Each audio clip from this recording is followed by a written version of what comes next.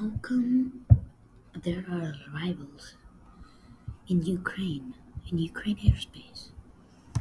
Like at the borders of Ukraine, there are rivals of planes.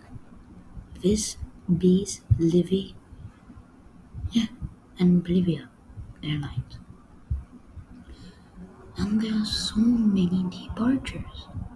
How is that possible?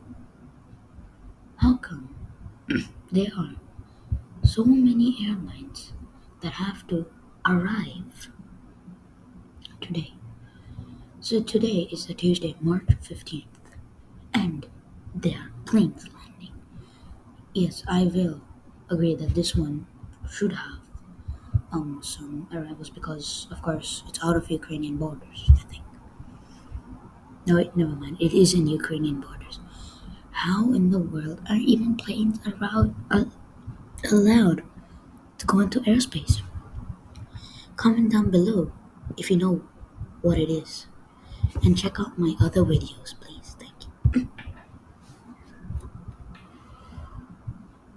And I will continue seeing this airport, especially which is so near to Ukrainian. It's like in the middle. I will see why this has arrivals. Comment down if you know why there are arrivals. Thank